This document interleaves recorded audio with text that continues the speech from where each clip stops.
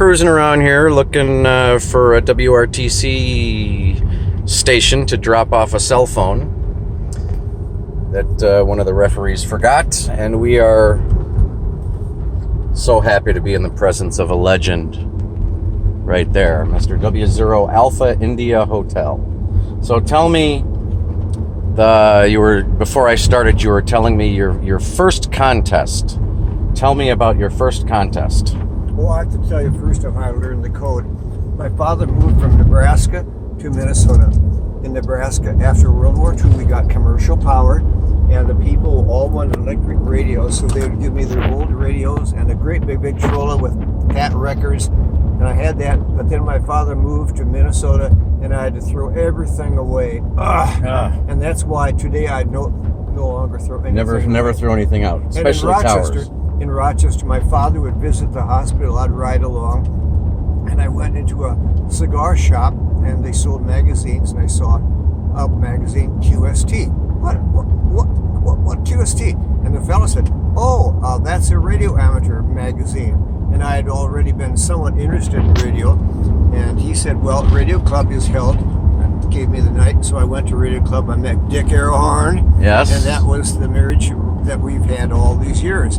And Dick Airhorn said, "Well, we should do a contest." It was the first, I think it was 1950. It was field day. So we did that. Then I thought, oh, that would be nice to do a DX contest.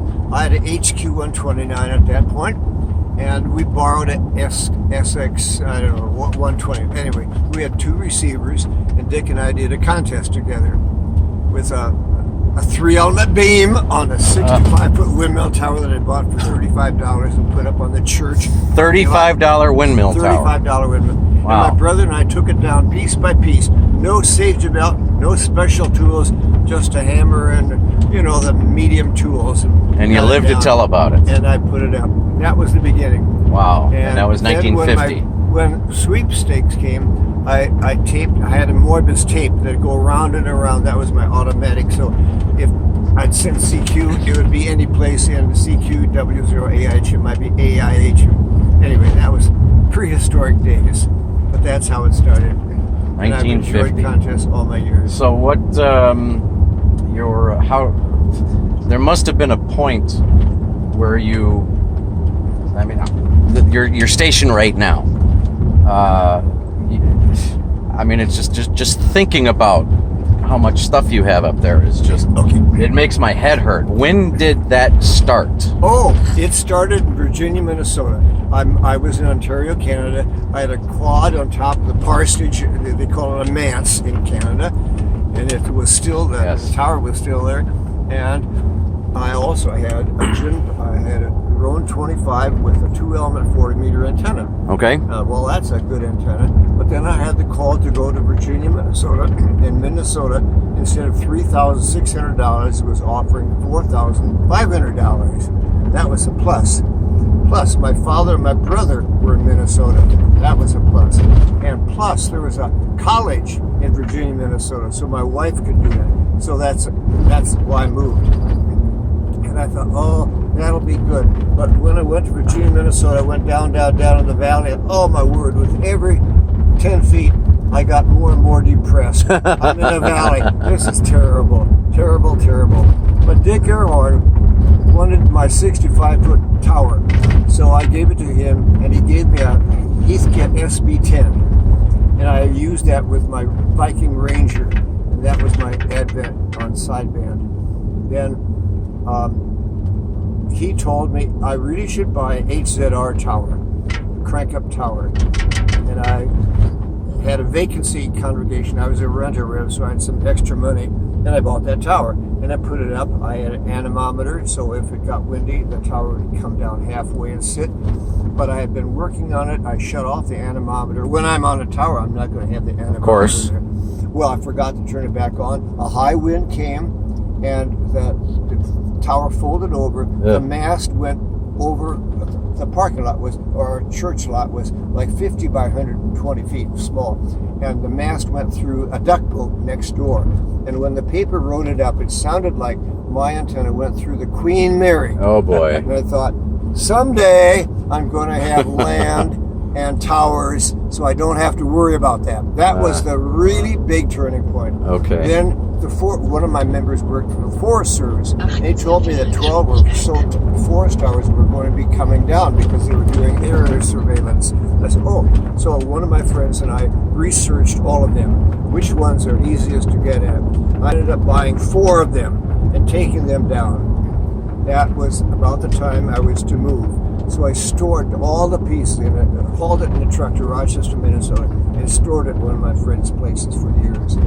I never thought I'd live in Wisconsin, but then from Virginia, Minnesota, I moved to Grand Island, Nebraska, where FCC was centered, and I found out there was a 90-foot pole that was going to be chopped down for wood, and I said, no. So I ended up getting the pole. One of my members had a crane service who pulled it out just before I moved from Grand Island.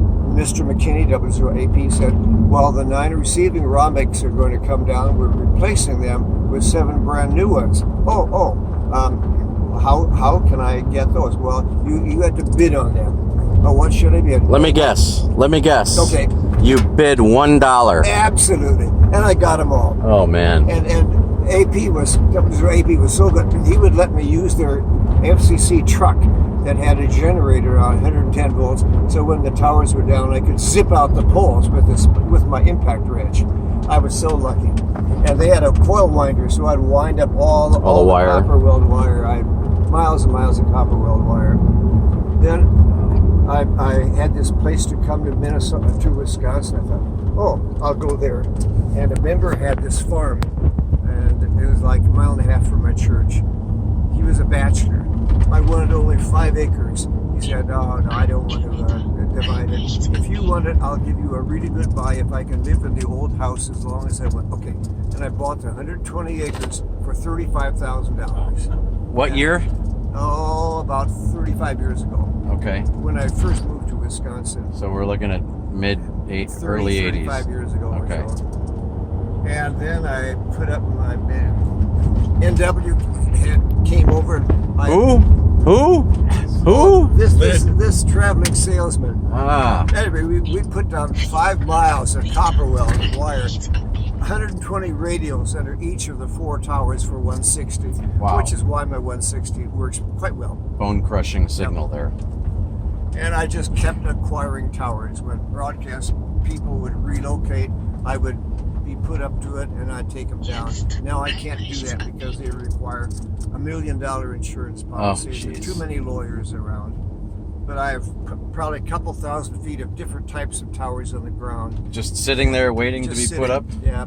Wow. And the most interesting one, I was coming back from a mission money for Kazakhstan was cut, and I was very, very sad. And I was driving along the expressway at like 85, 90 miles an hour, slightly over the limit. We won't tell anybody. Nobody's watching. No one knows that. No, my speedometer was not reading right. And I saw this truck pulling a trailer. And on the expressway, I pull when there's no one behind me. I pull over on the side. By George, it looked like tower section closer. No, gin pole sections. Oh. Now I want to find out where they're going. Where are they from? The license was covered with mud. I couldn't read it. Now I was driving 50 miles an hour, following them. It seemed like for 100 miles. And they finally pulled over, and I think the boys wanted to get something to eat. I talked to the driver of the truck. He was coming from Georgia. Where are you going? We're going to La Crosse, Wisconsin. La Crosse, Wisconsin? What are you doing there? I'm taking down their broad channel 19 television tower. What? They're going off the air. We put up a new tower very close to it last year, and now we have to transfer the antennas to the new tower and take down the old tower. Obvious question? What are you going to do with the old tower? Absolutely. Well, you talk to the person. I have a name, and I call him, talk to him, meet him. He said, well, tell you what, if you want it, I'll sell it to you for $50 a ton, cash. So I bought it for cash. $50 a ton. Yep. I had to pay money to truck it, but anyhow, it sits on my farm, and the wind generator sits on the tower, which is like 47 inches on the face. It's very heavy. That's big. So how many tons was it? Pardon? How many tons was it? I You don't said you know. bought it for $50 a ton. How much probably- money did you shell out to him? Probably $500. Okay. Can't remember. Wow. Fascinating. And And the most important part ended up being the top section, which had 2 big plates and a hole through it, which is the top of my 10,000 watt generator. It was very good. wow. And you have how many towers up there right now? Probably 1 or 2. 1 or 2. Probably, I'd have to put some masking tape, colored tape on the counter. Probably 40 or 50. 40 or 50 towers just up the there, right? roundings. 4 times 4 is 16, just for the roundings. Wow. Alrighty. So We're going to QRX a second here we have while we look for the map. Yes. You're looking for this here? Yes, sir. There you go. We're still looking for the WRTC station here. This is fascinating. I'm telling you, I'm going to remember this for forever and ever and ever. Sitting here with a legend. And so the zero, W0, is from Nebraska? Is that where you got it? I was licensed in Minnesota. Licensed in Minnesota. And then you went to And the radio Nebraska. club had an instructor graph. You crank it up and it had paper tape and it crank out CW whatever speed. And I was up to 16 or 17 words a minute. I had to drive from Rochester to St. Paul to take the test. And I was so nervous, I flunked. And my father was furious. He had to drive all that way, not expressway, just regular road. But I worked on it the next time I passed it, no problem. Then when extra class came out, Dick Erwin got extra class before it was required. He said, Paul, I challenge you to take the extra class exam. So I studied really hard after Easter. By George, I passed it. So he was proud of me for passing it. Good, good, good. And what was your novice call? Was WN0? No, it was always W0AIH. I never was a Oh, novice. so you've I was only had class one C. call sign Yep. the whole time. All the time. Well, how about I that? went from class C or B or whatever, class C to class B and then class A and extra class and all that jazz. Cool. And Dick Airhorn was always one who said, Paul, you can do and it. that's do it. Dick Airhorn is W0 Echo Tango Tango. The is that Or ETO. ETO? His old call was Yes. W0FID. Okay. And it came up, and if I would have been Dick, I would have gone for my old call, W0FID. Okay. But he did not. Yes. Thank you for correcting me, Mr. Super Check Partial. I know every call sign in the call book. And so you started building the station in Eau Claire in It got 83, bigger 84. And a radio station was relocating and moving 2 miles. And I thought I'd get the tower. Well, I didn't get the tower. But I got the doghouse. And that's the center for the 160 meters. Ah, okay. And then 'cause- there was a building, transmitter building, like 14 by 20 or something like it. And the farmer was going to move it over to his place, but it ended up he didn't want to move it. So I was given a call on a Friday morning and told the whole building is going to be bulldozed down on Monday. Oh no. If you want it, you have to get it off. So I called the people that moved. They couldn't do it then, but they would loan me all the staging. So on Saturday, a couple of my friends from church and I jacked it up enough so they could get under it Sunday morning and get it off the site. And then I paid $400 to move it over and $400 for the concrete. And that was my first transmitter building, which is only going to be 160 meters. Well, it kind of grew. Now, Dick wanted me to build some 41000 amplifiers, a pair of them. And if I had them done in time, he would fly me down to Florida for a contest. Okay? I built the amplifiers, threw them down, but I made the horrible mistake of letting the tubes in the boxes. And so of the 4 tubes, 2 of them had filaments in it falling apart. Moral of the story, you don't ship with the tubes in their sockets. And then when Dick started manufacturing his amplifier, his commercial amplifiers, he gave me his amplifier, and I had mine that I built, and I built another one. So I have 6 41000 amplifiers, 10 through 160. But I only and use are those? Do you still use those today? forward. Yeah, we used the 80, the 160, 80, and the 40. Okay. The other ones we use the alphas. Okay. And the And way. my 160 meter 41000 just goes and goes and goes. It's very forgiving. It could be a 10-to-1 SWI. It doesn't really hurt it. Okay. Now the way that the station is set up, I've never been there. I need to go there. I don't have any excuse, but there's different buildings for each station, or like 10 and 15 share. 20 meters is an Air Force shack I got from Air Force Mars, and I stripped all the electronic stuff out of it. It's like what, maybe 6 by 8 or something like that. Okay. If you're 6'4", you can't stand up in it. Yeah. So Karsten here couldn't stand up. No. Yeah, you'd never make it. Okay. I just barely make it. And then you got the 160 Then I have shack. the transmitter building. That's it. And then I have an outhouse, an honest to goodness outhouse. Okay. Because I needed. First, I had just Air Force Mars generator, 3,000 watt, but soon that was too small. Then I found out there was a tower that was being taken down, a grass of M46. Went down to the site by George. That was a pretty good one. It was 150. And next to it was a building with a 15 kilowatt LP gas generator in it. I'm interested in the generator. I ended up buying the generator and all the controls for it. And I wanted the tower, and the guy said, well, like $1,000. No, I can't afford that. I'd maybe give you $300. No. But as I was about to leave, he came up to me, pinched me a bit on my coat, and said, well, if you want it and get it out in a week, you can have it for $300 cash.